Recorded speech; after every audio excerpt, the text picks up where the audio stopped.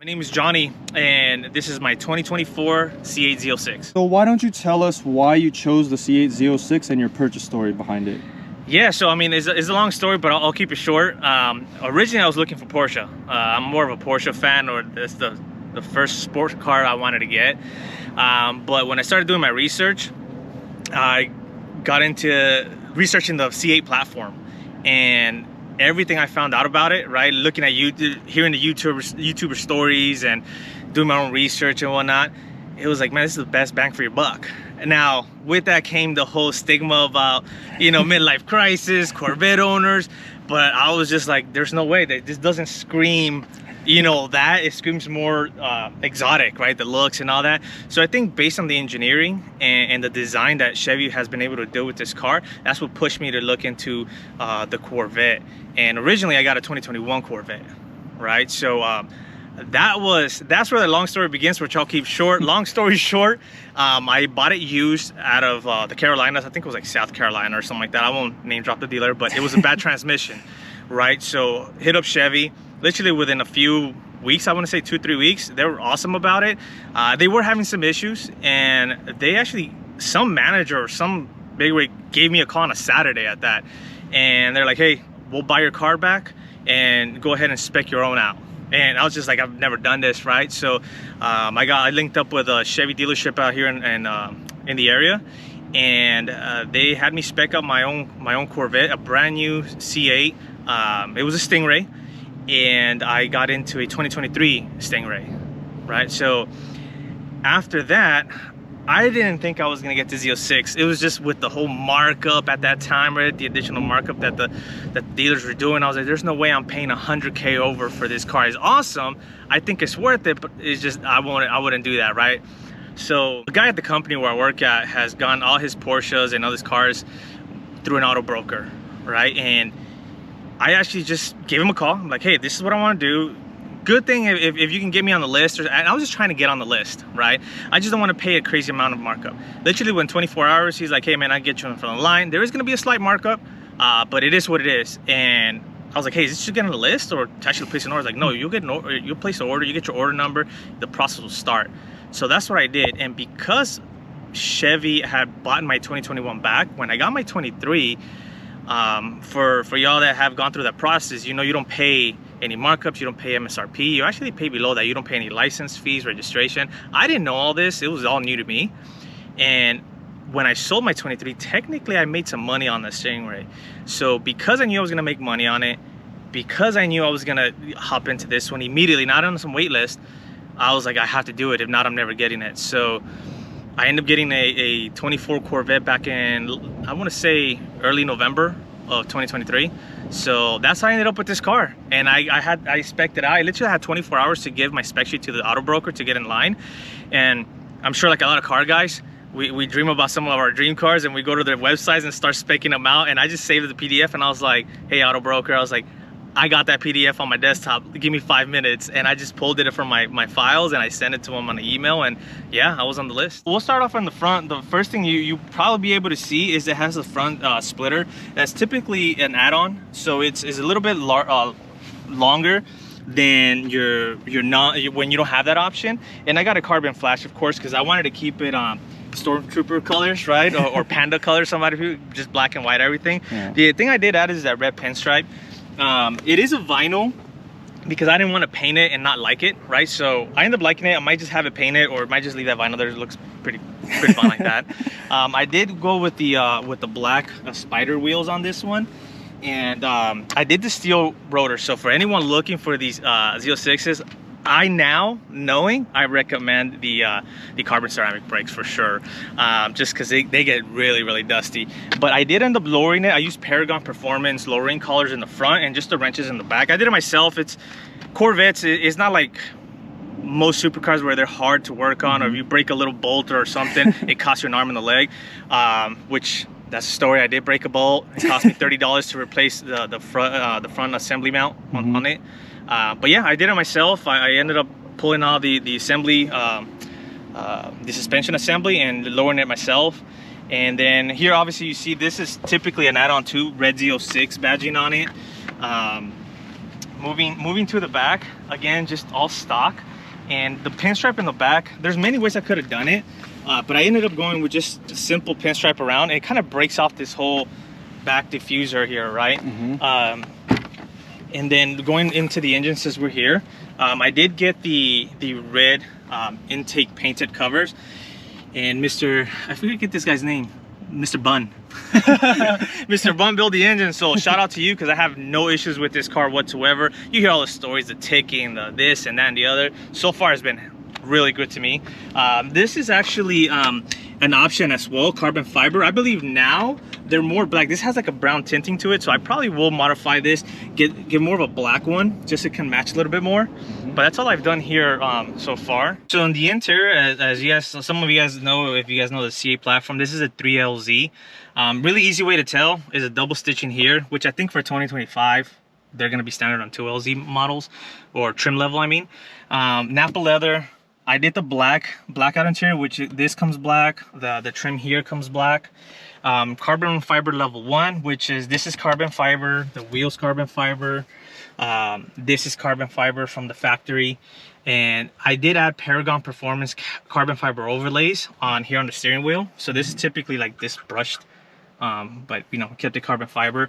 Same thing with the cluster here with the transmission selector panel area, carbon fiber overlay, and then also up here, and it's all from Paragon Performance. Nice. Yeah, it fits really well. But that's all I've done in the interior, really. Other than that, it's obviously, you guys know, Targa top, if some of you guys call it, or Porsche Targa. But yeah. Why don't you talk about your future plans with the Z06? Yeah, so the first thing I'm going to do is, obviously, like most car owners that like to modify the cars, is the shoes, right? So I'm already looking at a couple wheels. I want to keep it simple, maybe 5, maybe 10 spoke wheels. Color, I'm not sure, maybe a bronze brushed, or maybe just like maybe an aluminum brush. I'm not sure, but yeah, so wheels for sure.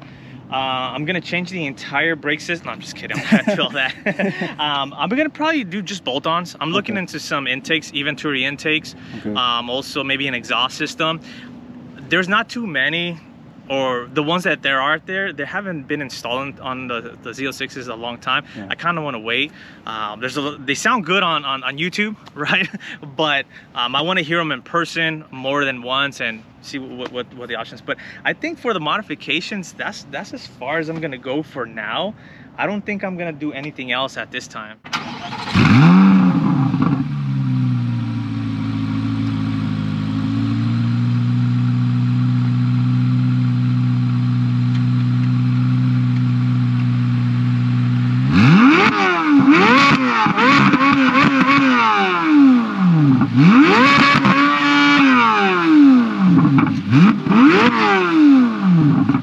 Holy shit, that's loud.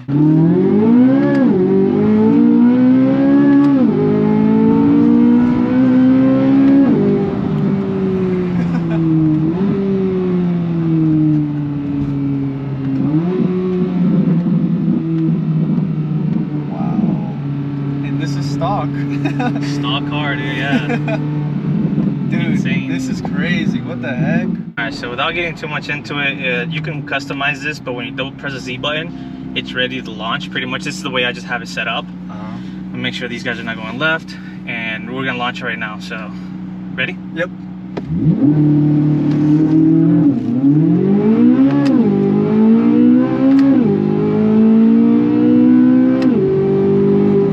Because we're in Mexico, of course. Yeah. Yep. TJ has done a really well a job in mimicking, you know, certain SoCal cities. Yeah. I love it with the greenery, you know, the paving of the streets. Yeah, I love it.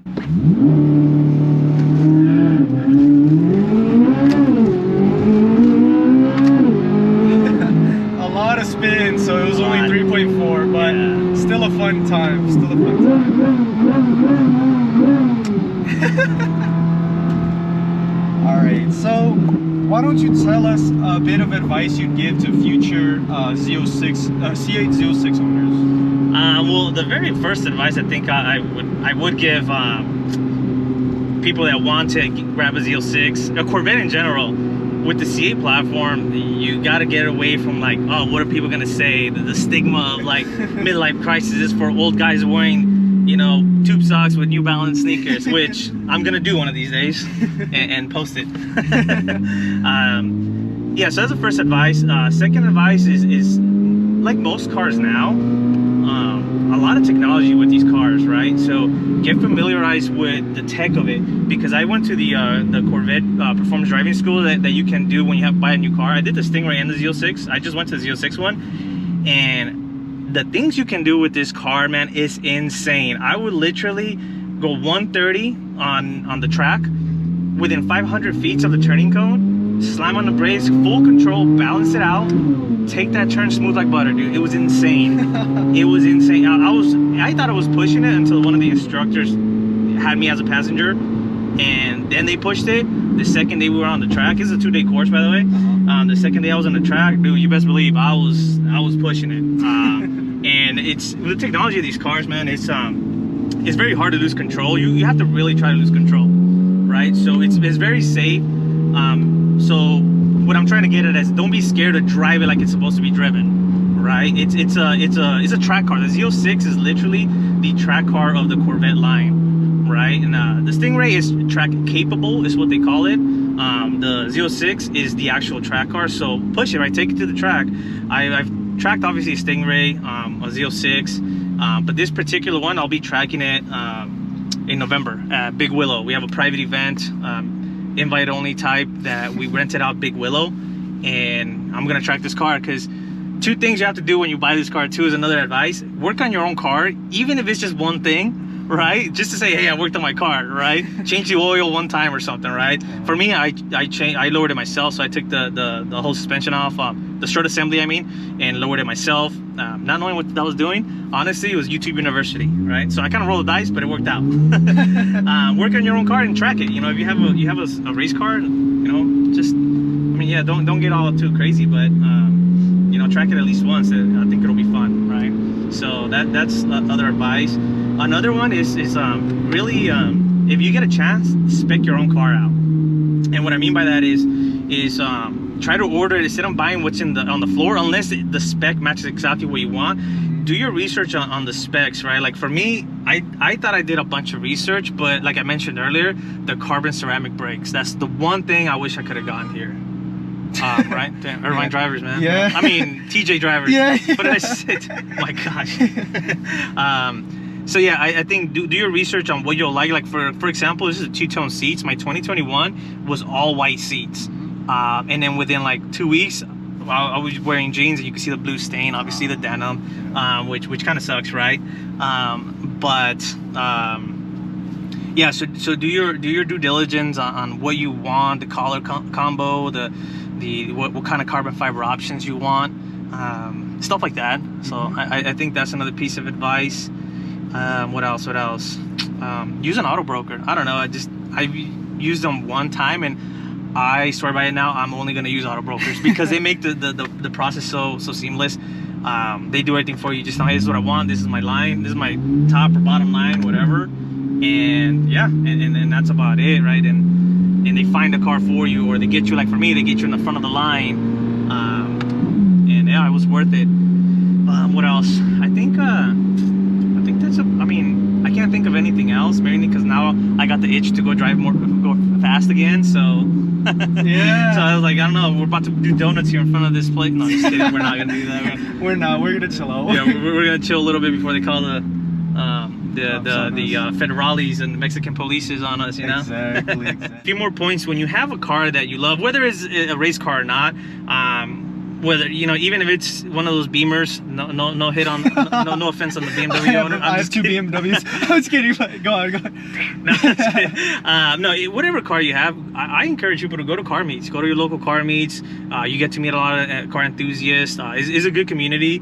But with that being said, just don't be that group or that person that gets people kicked out of the parking lots or wherever you guys are meeting, right? Be respectful, especially out here in Mexico, because that's where we're at, right? Where we just did all the lunch and all that. Yep. Yeah, they get very, very strict about that. So yeah, I encourage people to go to car meets. But yeah, so. And then lastly, what would be your next car after this? Oh, a 911 for sure. Yeah, so one of the cars I was looking at before the C8 was in my radar was, and I was gonna start something simple, maybe a 911S or a T, depending if I wanted, you know, a PDK transmission or manual. I wasn't sure. I was doing my research at that time, but for sure a 911. I think I've been having the itch for a 911. I did get on the list for the ZR1. We don't know how many are going to be built, when exactly the build date is, what's even the price, but my name's on there. I put some, you know, I got my name in there, right?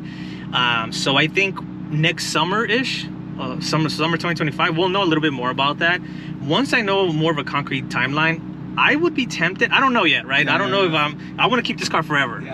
But I think I'll be tempted to sell it, get into a 911 while I wait for the ZR1. At least that's my thought right now. My mind can change tomorrow, right? And be like, nope, I'm keeping this bad boy for 35 years minimum. Yeah. But that's a really good that's a good scenario. You know, you could experience Porsche and then you can get into a ZR1, which would be the beefier version of this car, essentially. Right, exactly. Yeah, so. a lot more beefier.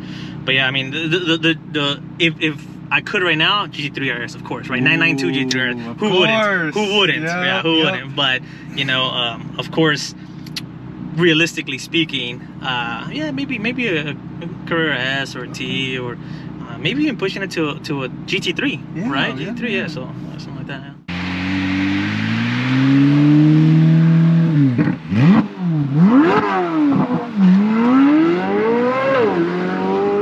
So that's going to conclude the C8 Z06 video. I really enjoyed hearing his story and experiencing this crazy car. I'm hoping to see more of those out there. It's kind of rare to see a C8 Z06, especially because not too many people have them right now, but I do think that platform is getting slept on currently. It is a little pricey, so that's probably why, but hopefully you enjoyed the video. Don't forget to like, comment, subscribe, and I'll see you in the next one.